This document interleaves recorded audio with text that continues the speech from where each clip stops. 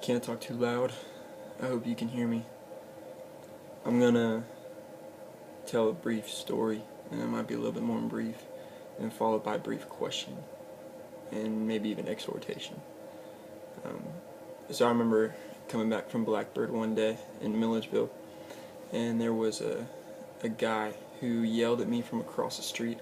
I'm talking about opposite corner, walking to my truck, and he yelled in my direction. I was the only person around, but I still wasn't sure if he was yelling at me because I didn't know him. And then so I crossed the street, and so we're now on the same side of the street, but still across the street from each other. And then he yelled at me again. Hey, you! I looked back and I was like, me? Like, yeah, hey, come here.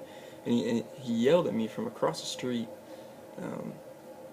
Couldn't cross. I mean, unless he was jaywalking, he couldn't cross. He was like, hey, you a Christian? And I was like, yeah.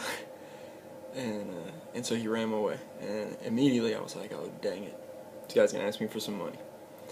Lo and behold, he did. Asked me for some money. And I was like, look, man, he was asking for $5. I was like, look, man, I don't have $5. What do you, or I'm not going to give you money, but what do you need? And he said, look, man, I just need to get to this other side of Milledgeville, and I need $5 to get some gas in my car to get over there. And I was like, man, I got some time on my hands. I ain't gonna give you $5, but I'll give you a ride. And reluctantly, he said yeah, he wanted the money. So I took it in my car. It was pretty sketchy, honestly, but it slipped my mind at the time. I don't know why. And got him in my car, my truck, and started driving. Ended up getting him to like the middle of the ghetto, basically, in Milledgeville, one of the harder parts of town. And he was still asking me for money the whole way, and I was just trying to have some good conversation with the guy, and he wasn't having it. He just wanted some $5. And finally get to a point where I'm like, all right, man, well, I'll let you go right here. And man, I am gonna give you that $5, but do you mind if I pray with you? And he was like, yeah, sure, yeah. And so I was like, all right, man, you go ahead. And he starts praying, and he actually knew his Bible pretty well, but it was still like this and that, and then I started praying, and man, I was getting into it. If you know anything about me, I pray with my hands, and I get really into it, and I started doing this, and this guy, he really catches me off guard, and he goes, whoa, don't get too into it now. And flabbergasted, I leaned away from him and said, amen.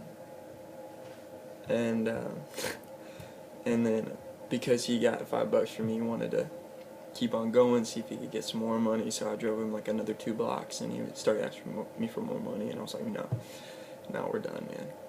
And he gets out of the car, and even gives me his phone number, challenges me to follow up with him. I tell you that story to ask this question.